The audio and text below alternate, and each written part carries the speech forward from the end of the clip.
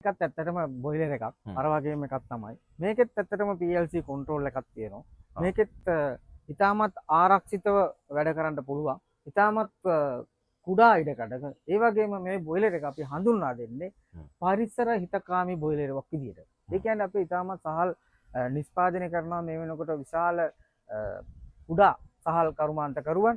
ඒ කියන්නේ අපේ කම්බයින් රයිස් මිල් එකක් අරගෙන JTech E3 එකක් වගේ අරගෙන ඉන්න කට්ටිය. එතකොට එයාලා තඹපු හාල් ටිකක් හදා ගන්නකොට එයාලගේ ඉතාමත් කුඩා ඉඩ ප්‍රමාණයක තමයි මේ කුඩා සහල් කරුමාන්තකරුවන් මේ ක්‍රියාවලිය සිදු කරගෙන යන්නේ. ඉතින් එයාලට මේ විශේෂත්වය තමයි මේකේ භූමි තෙල් වලින් වැඩ කරන්න පුළුවන් බොයිලර් එකක්.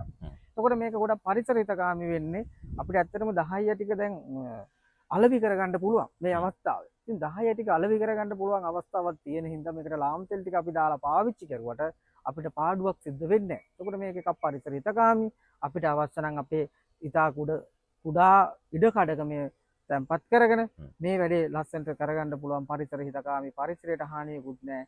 10 ටික අපිට අලෙවි කරගෙන ඒ සල්ලි වලින් අපිට ලාම් තෙල් ටික දීලා මේක පාවිච්චියට ගන්න පුළුවන්. ඉතින් මෙයත් විශේෂත්වය ඒක තමයි. මැනුවල්ද ඔටෝද ක්‍රියාකාරී? මේක සම්පූර්ණ PLC ප්‍රෝග්‍රෑම් එකක් තියෙන්නේ. සම්පූර්ණ මේකත් සිද්ධ වෙන්නේ අපේ අනිත් කලින් කතා කරපුවා වගේම මේකත් ස්වයංක්‍රීය පාලනය වෙන්නේ සම්පූර්ණයෙන්ම මේ බොයිලර් එක.